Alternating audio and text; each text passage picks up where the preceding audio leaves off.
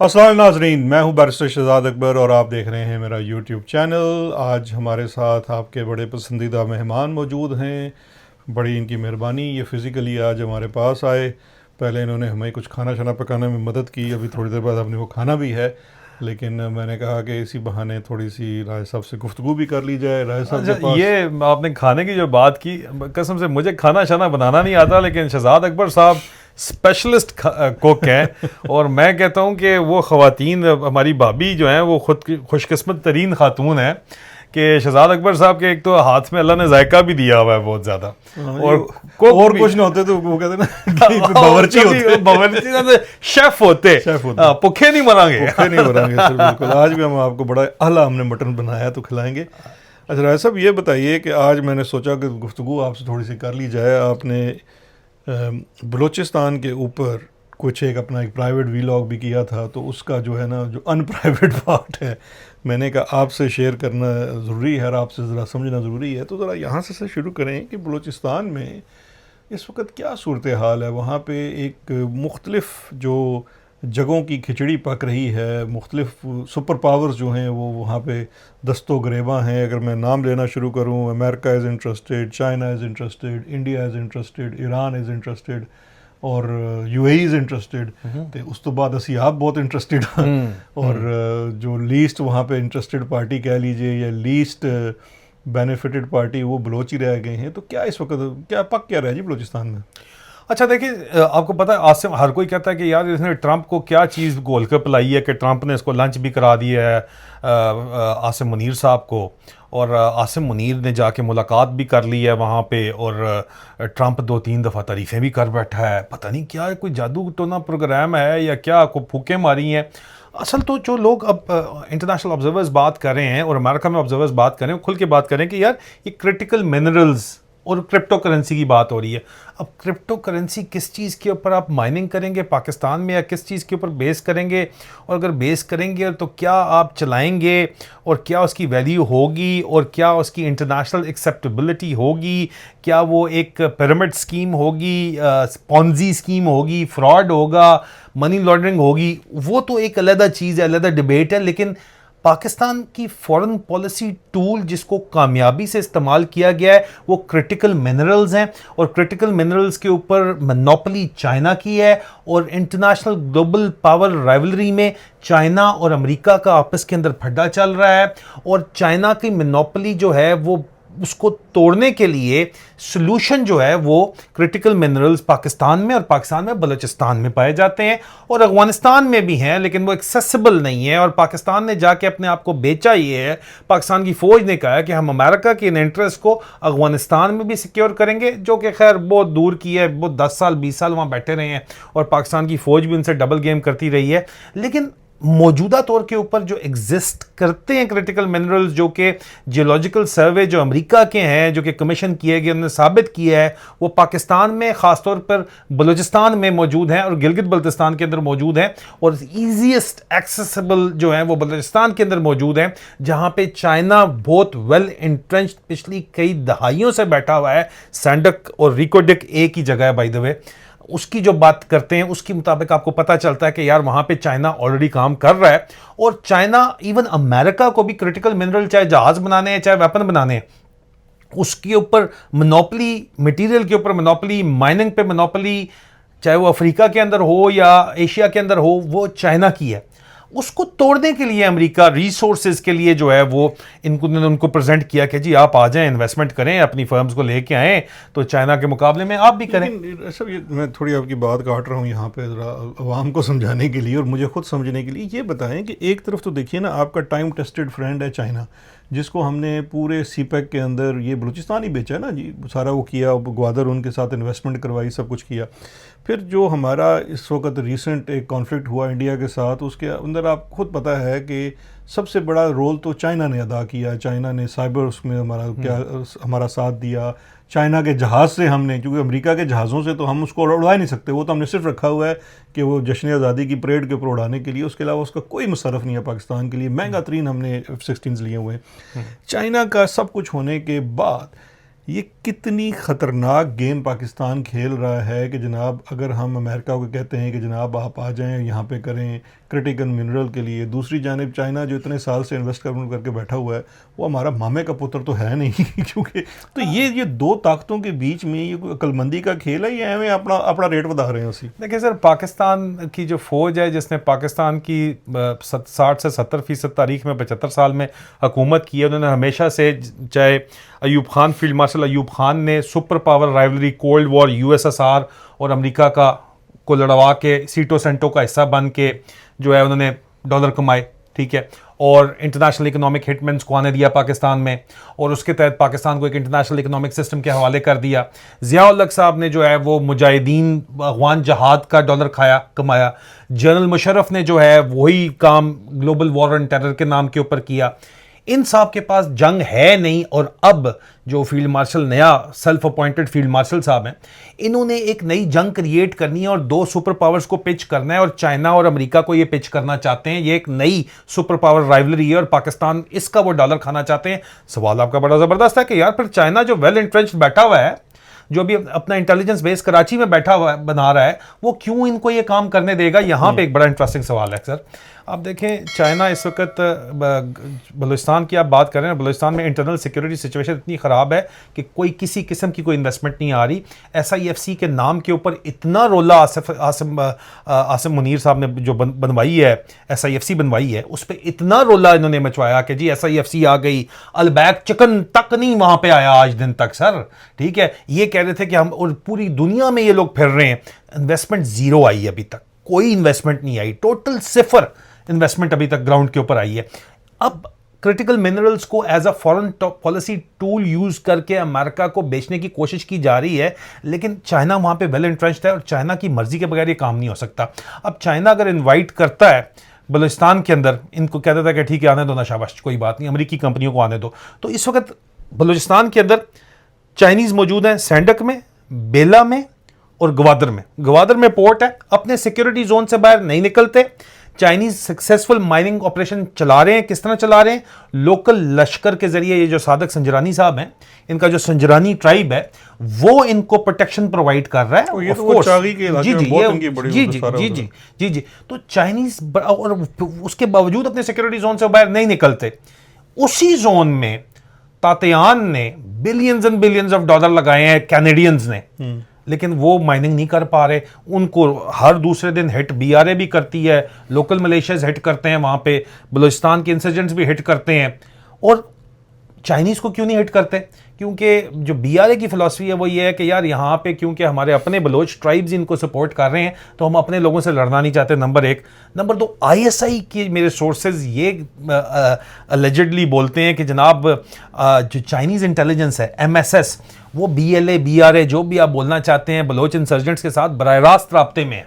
इन्होंने इनके साथ टांके सेट किए हैं कि अगर गेम पाकिस्तानियों के हाथ से निकल जाए तो फिर हम गेम अप ये कर लेंगे। फिर अगर अमेरिकन आते हैं, उनको भी हम लेके आते हैं, तो वो भी अगर BRA और BLA के साथ मिल जाते हैं और कहते हैं ये ठीक है भाई, आप अपना हमसे जो भी बता मता लेना है ले लो और हमें अपनी माइनिंग करने दो। ऑफ कोर्स BRA वाले तो कहते हैं हमें चाहे UAE सपोर्ट करे, चाहे चाइना सपोर्ट करे, चाहे हमें इंडिया सपोर्ट करे, और इंडिया ने सपोर्ट जाफर ट्रेन एक्सप्रेस के बाद इन्होंने, आसिम मुनीर ने पहलगाम में जो हमला करवाया उसके बाद टोटल बंद हुई हुई है सपोर्ट, टोटल बंद हुई हुई है। ये इनको कम से कम सक्सेस मिली है। पहलगाम में जो दहशतगर्द हमला ISI स्पेशल ऑपरेशन डिवीजन ने करवाया है, उसके बाद से बलूचिस्तान में इंडिया ने हर किस्म की सपोर्ट टोटल बंद कर दी है और डर के बैठे हुए हैं।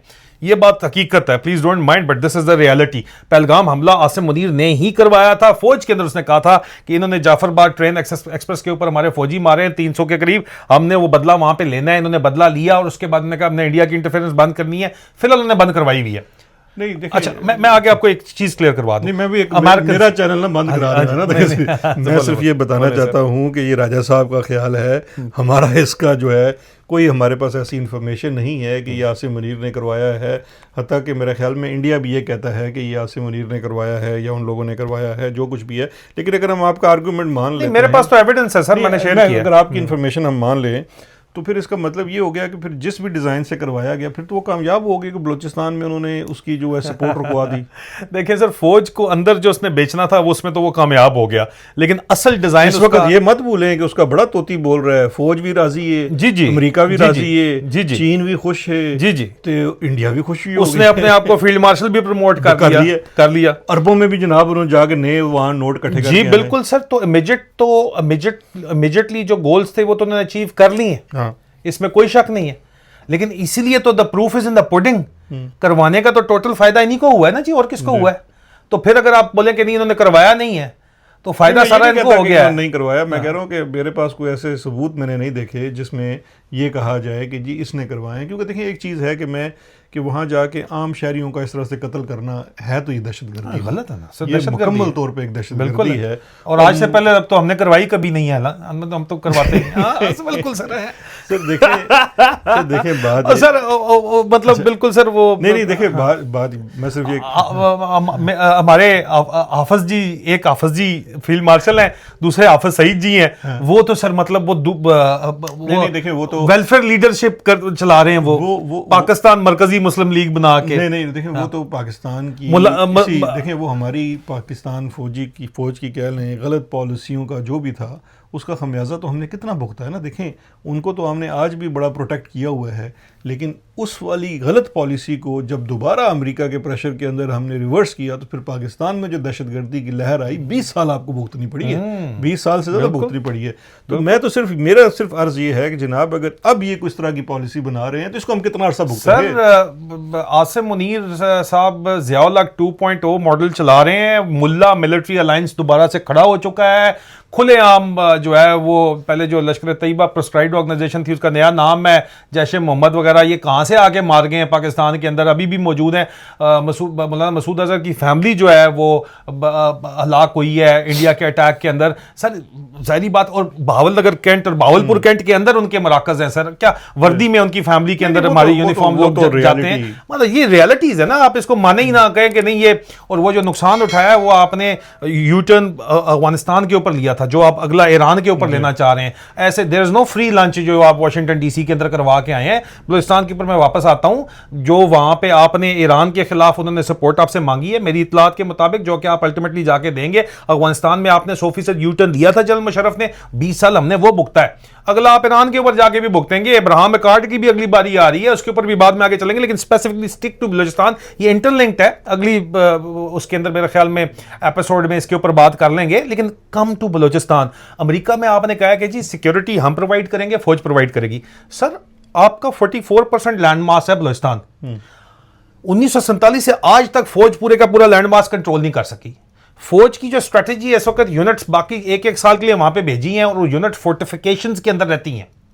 जो सबसे खतरनाक तरीन बात है वो ये है, जिसके ऊपर इंटरनेशनल पब्लिकेशंस भी लिख चुकी हैं, कि वहां पे आपने यही मुल्ला मिलिट्री जो नेक्सस है बलूचिस्तान को कंट्रोल करने के लिए, बलूचिस्तान के किसी भी जो लोग वहां पे रह रहे हैं बलूचिस्तान वाले, प्लीज वो जो जेन्युइनली रह रहे हैं मुझे बताएं अगर मैं झूठ बोल रहा हूं तो। बलूचिस्तान में फौज ने आउटसोर्स की है सिक्योरिटी वहां पे मिलिटेंट ग्रुप्स को, जिसके अंदर आईएसएस शामिल है, ठीक है सर, जिसको आईएसकेपी बोला जाता है, जिनको अफगानिस्तान ने मार कुट के निकाल दिया है, तो उनको मस्तूंग के अंदर आपने और बलूचिस्तान के एरिया के अंदर आपने वहां पे उनको जगह प्रोवाइड की हुई है, और उन्हीं में से एक का दाना चुक के आप प्रेसिडेंट ट्रंप के हवाले कर देते हैं और कहते हैं देखें जनाब बल्ले बल्ले प्रोग्राम। ये सिलेक्टिव काउंटर टेररिज्म एफर्ट आपका जो है खासा रहा है, आपकी मिलिट्री का हमेशा से रहा है, आज की बात नहीं है, हमेशा से रहा है। अब भी आपने, क्योंकि आपके पास इतनी कैपेसिटी नहीं है आपकी मिलिट्री के पास कि वो पूरा बलूचिस्तान कंट्रोल कर सके, तो बीएलए या बीआरए या सरमचार जो भी आप उनको बोलें, उनके मुकाबले में आपने लॉन्च कर दिया है मिलिटेंट ऑर्गेनाइजेशंस को, स्टेट स्पॉन्सर्ड डेथ स्क्वाड्स हैं। शफीक मिंगल साहब चला रहे हैं, आपके डर्टी हैरी के बच्चों की शादी के ऊपर भी जाते हैं, बड़े क्लोज हैं। उनका बेटा भी उनका छोटा भाई अता मिंगल जो है वो मारा गया है बीआरए के हाथों। अभी वो दोबारा शफीक मिंगल साहब ऑन बोर्ड हुए हैं, ठीक है। वहाँ पे एक बाकायदा तौर के ऊपर पंजाब की तरफ से लश्कर तैयबा वाले जो हैं वो राना साहब भी हैं। जब आप चेक कर लें राना साहब कौन है, किधर से गए हैं, आपको पता चल जाएगा तमाम की तमाम तफसीलात। पंजाब से जो मिलिटेंट्स हैं उनको भी उठा के वहाँ पे आईएसकेपी के साथ उनको स्ट्रेंथन किया जा रहा है। उज़्बेक और ताजिक उनके अंदर मौजूद हैं और उनको लड़वाया जा रहा है BLA और BRA के साथ। तो फिर हम कोई ऐसी सिचुएशन नहीं बना रहे जिस तरह की हमने उधर साउथ और नॉर्थ वज़ीरिस्तान में बनवा दी थी। मुख्तलिफ वहाँ पे फैक्शंस थे तालिबान के, जिनको मुख्तलिफ हमारे कभी ISI कभी MI सपोर्ट करती थी, और फिर वहाँ पे आखिर में उसकी जो कैजुअलिटी हुई तो वो वहाँ का अमन हुआ, वहाँ के लोग हुए। अमन तो खैर बलूचिस्तान में बहुत अरसे से नहीं है, और बलोच आबादी इट्सेल्फ बड़ी माइनॉरिटी में आबादी। अभी आपने ये एक नया ट्रेंड देखा है, इसको थोड़ा सा अगर हम पॉलिटिकल साइड के ऊपर लेके आए आपकी डिस्कशन को, कि हमारी फ़ौज या इस्टेब्लिशमेंट जो है वो बलूचिस्तान में उन्होंने अपना हाथ दस्ते शफ़क़त जो है वो पश्तून एथनिसिटी के ऊपर रखा हुआ है। वो जितने इंस्टीट्यूशंस हैं उसके अंदर बलूचिस्तान के नाम के ऊपर पश्तून स्पीकिंग लोगों को डाला जाता है। एक जो कंसर्न है बलोचों का, वो एक तो पहली वो उनकी आबादी कम है, और उसके बाद उनकी रिप्रेजेंटेशन कम है। फिर उनमें से जो रिप्रेजेंटेशन के नाम के ऊपर ये जो हमारे ये सरफराज बुगटी जैसे लोग उन्होंने बिठाए हुए हैं, नॉन रिप्रेजेंटेटिव कह लें ना, जिस तरह से अब अगर ये महारंग बलोच वगैरह की तहरीक देख लें तो ये ज़्यादा जो है ये अब वहाँ की मिडिल क्लास आम आवाम की, सरदारों के भी हाथ से ये निकल गए हैं बाय द वे। मेरा नहीं ख्याल कि ये लोग सरदारों के असर में हैं। तो अब उस कॉन्टेक्स्ट को और ये जो नई सिविल वार कराने जा रहे हैं, मेरा असल में इसमें पॉइंट ये है कि कहीं इसका निशाना ये वो मिडिल क्लास की जो एक मूवमेंट जो मुझे लगता है पाकिस्तान के साथ जुड़ी रह सकती है, वो भी तो नहीं कि मुतासिर हो जाएगी या टारगेट हो जाएगी। बिल्कुल, आप जब पॉलिटिकल सियासी मामलात को मिलिट्री सोल्यूशन से हल करने की कोशिश करते हैं तो पहले भी इसका हुआ है। अब तो मिलिटेंट सोल्यूशन है। बलूचिस्तान में तो आपने डेमोग्राफिक चेंज की ना, जिस तरह फ़लस्तीन के अंदर इसराइल ने करवाई ना, तो डेमोग्राफिक चेंज तो आपने पख्तून कबाइल वहाँ पे बात की है ना जाके, उनके साथ भी राजी हैं अभी जो बलोच ट्राइब्स हैं। वो कहते हैं कि ये हमारा अफगानिस्तान और बलूचिस्तान मिलकर मसला हल कर लेगा, ठीक है। तो ये वहाँ पे लेकिन ये मौजूद तो हैं, इसमें तो जो प्रो एस्टेब्लिशमेंट एलिमेंट्स है उसको तो पख्तूनों को वहाँ पे इंट्रोड्यूस करवाया गया ना सर, जो वहाँ पे आबाद भी किए गए हैं सर, वहाँ पे उनको स्टेट स्पॉन्सर भी किया जाता है। But it is not only Pashtun, ये रईसानीज जो हैं, वो बच्चा जो है वो सिराज रईसानी टाइप जो ये ग्रुप है, ये भी अमन लश्कर जिस तरह आपने वज़ीरिस्तान में बनाए हैं, तो आपने अमन लश्कर्स को, डेथ स्क्वाड्स को, और सबसे ख़तरनाक तरीन फ्रैंकस्टाइन्स मॉन्स्टर को जो आप इस वक्त ISKP को आप इनेबल कर रहे हैं सर, ये कब तक आपके कंट्रोल में रहेंगे? और ये सब ग्रुप्स जो हैं, इन्होंने सब ने अपनी एक वहाँ पे इलीगल स्पेक्ट्रम में इकॉनमी चलाई हुई है। ISIS ने अभी जो है वहाँ पे एक कारोबारी शख्सियत है, और कारोबार बलूचिस्तान के अंदर जो है स्मगलिंग ही है, और हेरोइन स्मगलिंग भी इस वक्त जो है वो ISI की पेट्रोनेज में चल रही है। मैंने डॉक्यूमेंट्री एविडेंस प्रोवाइड किया, ऑयल स्मगलिंग जो कि फ़ौज की पेट्रोनेज के अंदर चल रही है। हर कोई इसी बहती गंगा के अंदर जो है हाथ बहा रहा है। 3 अरब रुपए अभी उन्होंने लिए हैं किडनैप बाय रैंसम के चक्कर के अंदर ये लोग लेते हैं सर। तो ये बेसिकली स्मगलिंग, ड्रग स्मगलिंग का पैसा है, ऑयल स्मगलिंग का पैसा है, किडनैप बाय रैंसम का पैसा है, इससे गाड़ियों की स्मगलिंग का पैसा है, उससे ये लोग उठाते हैं पैसा। और वेपन सारे के सारे, चाहे BRA हो चाहे ISKP हो, अमेरिकन छोड़ गए हैं, वो कोयटे में भी मिलते हैं, पेशावर में भी मिलते हैं, अफगानिस्तान में भी मुख्तलिफ असले के डिपोज हैं, वहाँ से जाके ख़रीदते हैं। लेकिन ये आप लॉलेसनेस जो क्रिएट कर रहे हैं, और फौज खुद मेन रोड से नीचे नहीं उतरती, अपने फोर्टिफिकेशन से नीचे नहीं उतरती, और हाँ पूरे गाँव को जाके मसमार करते हैं, जिस तरह खैबर पख्तूनख्वा में किया गया। अगर उनको पता चलता है कि जनाब ये BRA को या बलोचों को, सरमचारों को सपोर्ट कर रहे हैं, पूरे का पूरा गांव रेज करते थे कि खैबर पख्तूनख्वा में तो फिर भी जो है हम लोग सिर्फ एक आध घर जो है वो टारगेट करते थे, यहाँ पूरा गाँव बता दे कोई बलूचिस्तान वाला, मुझे गलत साबित करके दिखा दे, पूरा गाँव रेज कर देते हैं सर कि जी आप क्यों BRA को सपोर्ट कर रहे हैं। उनके बच्चों को जो मिसिंग पर्सन बनाया गया है, उनको उठा के आप सड़कों पे फेंक रहे हैं, जवान बच्चों की लाशें फेंक रहे हैं। जो पॉलिटिकल लीडरशिप जो आपने बात की मिडिल क्लास के ऊपर, मारंग बलोच और ये लोग हैं, उनको आपने उठा के गायब कर दिया, बिकॉज आप जोर जबरदस्ती एक पॉलिटिकल मसले का मिलिट्री हल करना चाहते हैं। तो ऑफ कोर्स आप एलिनेट कर रहे हैं, और वो लोग, उनके पास रिसोर्स कंस्ट्रेंट है अभी, उनको ना अमेरिका इस वक्त जो है वो सपोर्ट कर रहा है, ना चाइना, ना UAE, ना इंडिया जो पहले कर रहा था वो भी बंद हो गया। किसी एक ने उनको सपोर्ट की, तो उनके ऊपर डोमेस्टिक अंदर बलोच कौम का इतना शदीद प्रेशर है इस वक्त कि वो आपने देखा है कल सर मस्तूंग के अंदर, मस्तूंग 50 किलोमीटर दूर है कोयटे से, कोयटा शहर के अंदर भी कैंटोनमेंट से बाहर फौज का रेट ऑफ द स्टेट है ही है ही नहीं, नहीं, खत्म है। मिलिटेंट ग्रुप्स है, मिलिटेंट ऑर्गेनाइजेशन है, और सरमचार जिनको वो बोलते हैं, BRA जो है, इंसर्जेंट्स जो है, उनका कंट्रोल है टोटल। और लोकल पॉपुलेशन जिनके बच्चे मार के फेंके जा रहे हैं, जिनकी बच्चियों को उठाया जा रहा है, वो प्रेशराइज कर रहे हैं कि जनाब जो मर्जी तुम लोग करो, अटैक करो इनके हब के ऊपर, इनकी फोर्टिफिकेशंस के अंदर जाके इन्होंने हमारी जीना जो है वो हराम कर दी है।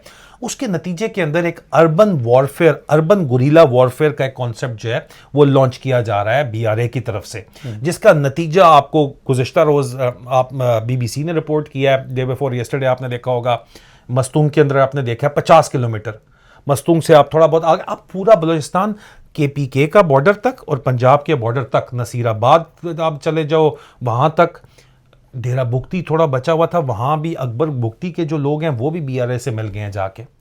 आपकी इंडिजिनस पॉपुलेशन के ऊपर लोकल पॉपुलेशन का, बलोच पॉपुलेशन का प्रेशर इतना ज़्यादा है और इतनी ज़्यादा सपोर्ट है, ओवरवेलमिंग सपोर्ट उनको मिल रही है, क्योंकि आप लोग जो है वो terrorism as a state policy के तौर पे जब यूज़ करेंगे और टेररिस्ट एलिमेंट्स को, मिलिटेंट एलिमेंट्स को, रिलीजियस इंटरनेशनल आइडियोलॉजिकल जो मिलिटेंट्स हैं या मर्सनरीज हैं, किराए की जो फौजें हैं, उनको जब एक टेररिज्म का स्टेट पॉलिसी जिस वक्त आप यूज़ करते हैं, तो फिर प्रॉब्लम ये होता है कि जो इंडिजिनस पीपल हैं वो आपके खिलाफ खड़े होते हैं। उनकी तादाद थोड़ी ज़रूर है, लेकिन उनको सर वो सरफरोश किस्म के लोग हैं, देव गॉट नथिंग टू लूज, ठीक है। और ये आपने चीज़ देखी है बलूचिस्तान में, 20 साल आपने इसको इस खैबर पख्तूनख्वा में भी भुगता है सर। जिस दिन किसी एक इंटरनेशनल प्लेयर ने, आप कह रहे हैं ना अमेरिका आ रहा है, अमेरिका है, कनाडा को अगर वो काम नहीं करने दे रहे तो चाइना इतना ज़्यादा वेल इंटरेस्ट है कि वो अमेरिका भी काम नहीं करने देगा, कहेगा आने दो ना ज़रा, यहाँ पे एक दफ़ा आ जाएं, उसके बाद यहाँ का वियतनाम बनवाएंगे।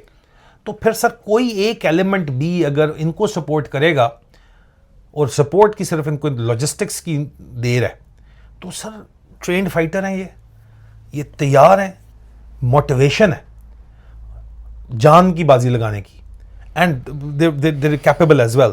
तो आप सोचें कि फिर ये आप बलूचिस्तान कैसे बचाएंगे। इस वक्त भी आपका रिट जो है वो रोड्स के ऊपर भी नहीं है, आपकी जो किला बंद कंटोनमेंट्स के अंदर के अलावा आपके पास रिट ऑफ द स्टेट है ही नहीं सिरे से, तो हाउ कैन यू देन। लेकिन ये बताइए ना कि ये अब जो सिनेरियो आपने पेश कर दिया है कि एक तो आप फौज जो है वो ISKP को वहाँ पे लेके आ रही है to use them against the Baloch insurgents. इस पे प्रेस कॉन्फ्रेंसेस की हैं मस्तूंग में, लेडी डॉक्टर्स और वहाँ पे लोकल्स ने प्रेस कॉन्फ्रेंसेस की हैं।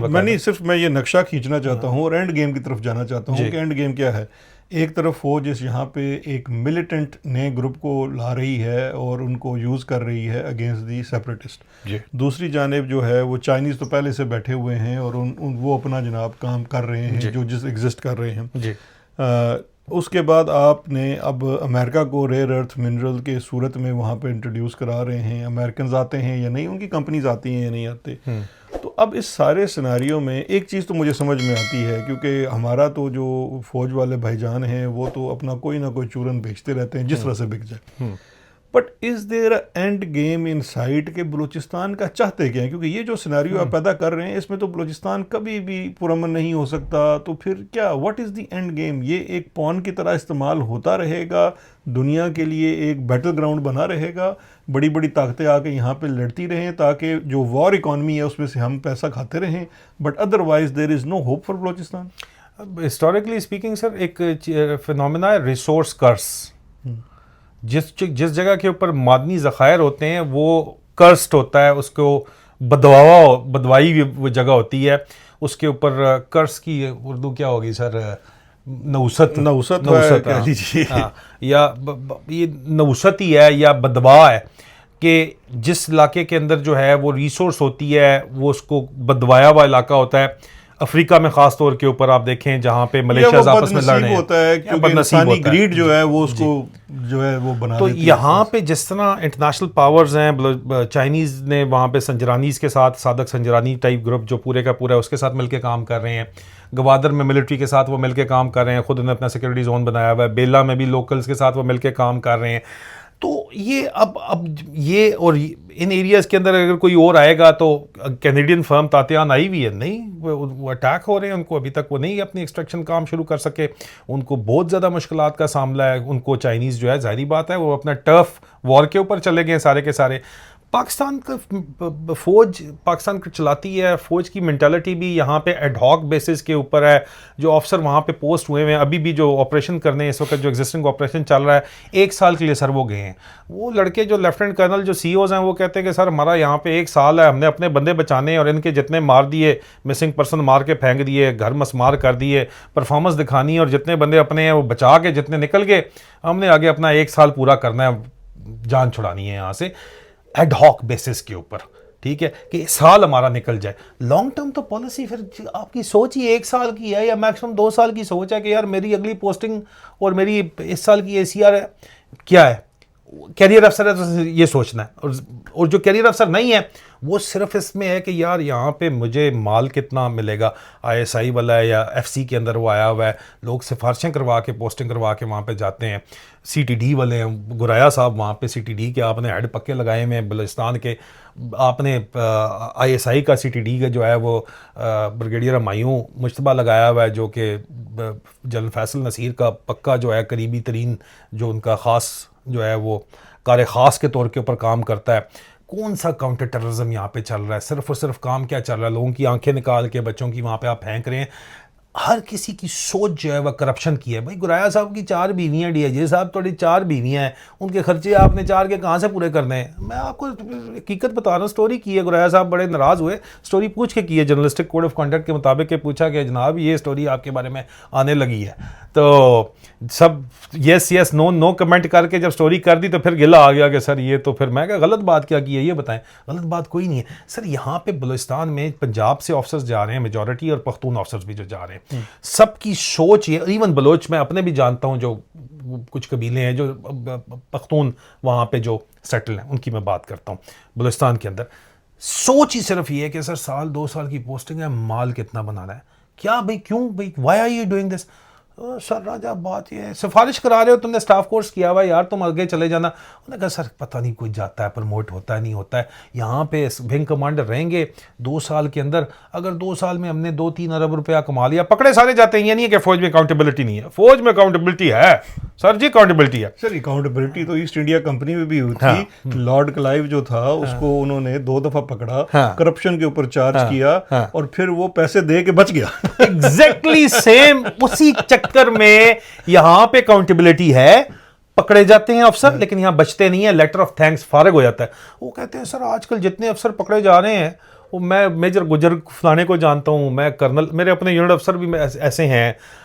वो कहते हैं सर अफसर पकड़े जाते हैं, 3 अरब रुपए की करप्शन की है, यहाँ पूछते हैं हाँ भी करप्शन करके आए हो, फिगर्स नहीं होते, हाँ सर 3 करोड़ खाया है, अच्छा 3 करोड़ जमा कराओ, 3 करोड़ जमा कराओ, फारग हो तुम फौज से, बस दैट इज ऑल।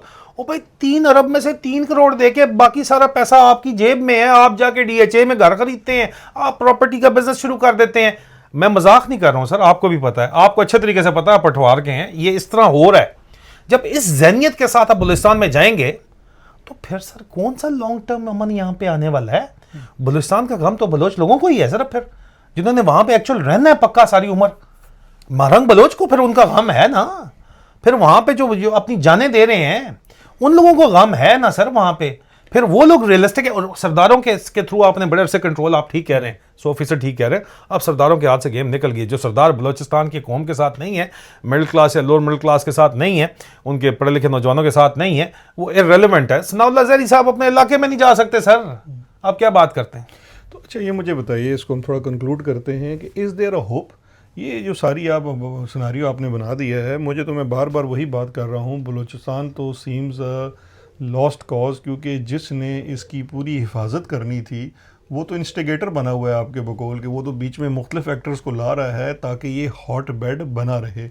सो इसका पॉलिटिकल सोल्यूशन आप देखते हैं कि जो पॉलिटिकल लीडरशिप जो कि तकरीबन नापैद है, एक ही है, वो जेल में बंद करके बैठा हुआ है उसको, तो क्या ये मुमकिन है या नहीं है? क्योंकि फ़ौज ये नहीं कर सकते ना, ये तो पॉलिटिकल लीडरशिप चाहिए जो इसको इंगेज कर सके।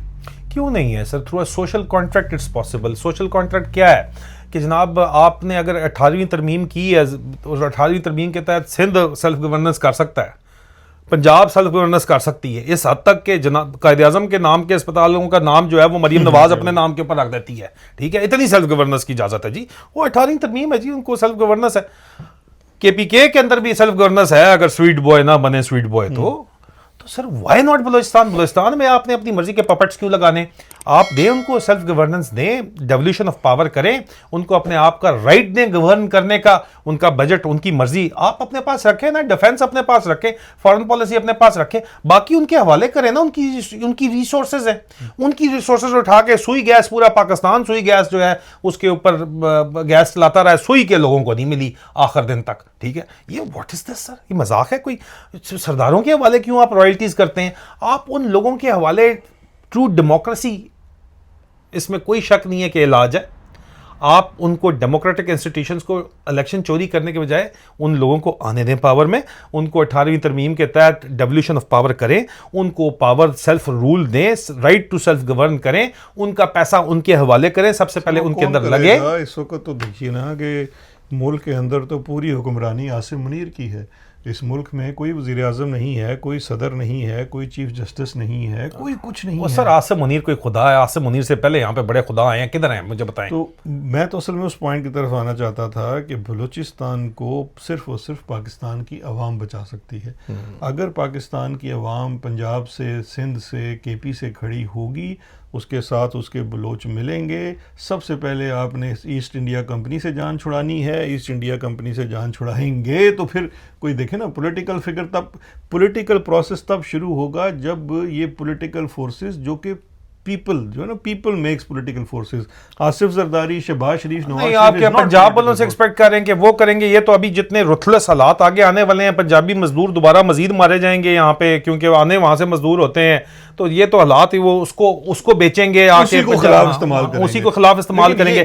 पंजाबी तालिबान जो आप जिनको बोलते हो, जो इस वक्त पंजाबी मिलिटेंट है, वो उठा के ISKP के साथ आप कर रहे हो, उनसे लड़वा रहे हो। फिर असल में सिचुएशन की सोल्यूशन तो फिर एक ऐसी लीडरशिप के पास है ना जो इन तमाम चीज़ों को समझती है और वही पंजाब और सबको इकट्ठा कर सकती है, और वो है इमरान खान। इसमें मैं वो बात करूंगा तो फिर आप कहेंगे जनाब तुसी एवं कह देंगे इमरान। देखिए क्यों, मैं तो कहता हूं कि इमरान खान इस वक्त अगर कोई यूनाइटिंग फैक्टर है तो इमरान खान है, लेकिन वो मरियम को भी नहीं पसंद, मुनीर को भी नहीं पसंद, तो हम मरियम मुनीर के चक्कर में, याया खान जनरल रानी के चक्कर में आधा हमने जो है टाइम, आधा मुल्क गवाया है, बाकी मुल्क मरियम मुनीर के चक्कर में हम गवाएंगे, और पाकिस्तानी फिर मजे कर दे रहे हैं। ग्रेटर पंजाब फिर बनने दें। वो तो प्रेसिडेंट जरदारी कहता है कि जनाब ग्रेटर पंजाब नवाज शरीफ बनाना चाहता है, they are ready for the greater Punjab. अब तो मेरा दोस्त फवाद चौधरी बनाना चाहता है, वैसे नवाज शरीफ को इल्जाम देते, वो तो किस्सा पारी ना हो चुका। पंजाब का जितना केस इस वक्त फवाद चौधरी लड़ रहा है, कोई नहीं लड़ रहा। सर मेरा ख्याल है इसी लाइट नोट के ऊपर हम आज इसका सिलसिला ख़त्म करते हैं। इस बलूचिस्तान के टॉपिक के ऊपर मज़ीद भी डिस्कशन करेंगे, लेकिन जो आज आपने हमें जो सबसे ज़्यादा ख़तरनाक बात बताई कि इधर से ISKP को इन्वॉल्व किया जा रहा है, उधर से आपके अमेरिका को भी लाया जा रहा है, चाइनीज़ ऑलरेडी बड़े वेल इंट्रेंस्ड हैं, तो ये तो हॉट बेड बन गया है among the corporation grid and world powers. तो अल्लाह खैर ही करे हमारे बलोचों के लिए और उनकी जो नुमाइंदगी है। मसला इस वक्त ये है कि जो पाकिस्तान के अवाम का नुमाइंदा है इमरान खान, उसको एक जेल में बंद किया हुआ है। जो बलोच एक आम आदमी का नुमाइंदा है या नुमाइंदा हैं, लड़कियां समी बलोच हो गई, महारंग बलोच होगी, उनको दूसरी तरफ बंद किया हुआ है। और जनाब एक फील्ड मार्शल साहब आ चुके हैं, तो अब वो फील्ड मार्शल साहब के दौर में जो 2047 तक का प्लान दे रहे हैं, उम्मीद करते हैं कि प्लान और फील्ड मार्शल साहब तो रहे ना रहे, पाकिस्तान रह जाए। मुझे तो ये बड़ा एक फिक्र लगा। Sir man proposes God disposes, ठीक है, तदबीर करने वालों को नहीं पता कि सबसे बड़ा तदबीर करने वाला अल्लाह ताला खुद है। आप हमारी बात लिख लें, ये अपने आप को जो यहाँ पे ना ज़मीनी खुदा बन के बैठे हुए, इनको अपने कल का पता नहीं है। सर आप देखें, जब हालात का बनाने और बिगाड़ने वाला अल्लाह ताला है, हालात के बदलते पता नहीं चलता, लेकिन कौम को उसके अमाल की सज़ा ज़रूर मिलती है उसके लीडरशिप की सूरत। लेकिन मैं आखिर में सिर्फ एक बात कहना चाहूँगा कि अभी हम स्ट्रगल जो सारे कर रहे हैं, मुझे अचानक ये बात याद आ गई, समझ आ गई। हमारे बड़े जज रहे हैं शौकत सिद्दीकी साहब, और वो बहुत इनकलाबी भी थे और उन्होंने ISI के ख़िलाफ़ आवाज़ उठाई, सब कुछ किया जब उनको रोकने की कोशिश की गई। और आज उसी ISI की चाकरी करते हुए वो जुडिशल कमीशन के मेंबर बने। वो उसी ISI के कहने ISI ले कहते हैं साडा नहीं बंदा, ये ISI ले कह रहे हैं कि पटवारी जज है, वो ये कहते हैं। नहीं, देखें बात ये है कि मैं जनाब बजाय इसके कहूँ कि जी मैं ISI दी नौकरी नहीं करता, लेकिन ISI दा जो नौकर होती नौकरी करता। अरशद शरीफ मेरा आपका यार जो है, उसका पूरे का पूरा केस उन्होंने बिगाड़ दिया सारे का सारा, ये उसकी उनको मिली है। मैं सिर्फ ये अर्ज करता हूँ कि आज की जो सियासी लीडरशिप है, कल जब ये अगर आज़ाद हो पाते हैं और लीड कर पाते हैं तो ऐसा ना हो कि हम भी कल उनके साथ खड़े हों जिस तरह शौकत अजीज़ सिद्दीकी खड़ा हुआ है। हमें जिस चीज़ की ज़रूरत है कि एक दफ़ा वंस फॉर ऑल हम इस चीज़ को दुरुस्त करें, और जिस वक्त ताकत अवाम के लोगों के पास आती है, सही चाहे वो मारंग बलोच हैं, इमरान खान हैं, सब हैं, तो फिर आपने इस मसले का सबसे बड़ा हल ये करना है कि पहले तो इस ईस्ट इंडिया कंपनी को जान छुड़ाओ, तो फिर उस तो बाद जो है ना अवाम के पास अवाम की फलाह के काम करें। तो इसी के साथ सर आपके वक्त का बहुत शुक्रिया। Thank you sir. मुझे नहीं पता, हम रिकॉर्डिंग आज डिफरेंट तरीके से कर रहे हैं कि कितना लंबा प्रोग्राम हो गया है, लेकिन बलूचिस्तान के टॉपिक के ऊपर इंशाल्लाह हम आपको मज़ीद भी जहमत देते रहेंगे। बिल्कुल आपकी आमद का बहुत शुक्रिया। Thank you. Thank you sir. Thank you नाज़रीन, फिर इंशाल्लाह मज़ीद इस पर बात करेंगे। अपना ख्याल रखिएगा। शुक्रिया और खुदा हाफिज़।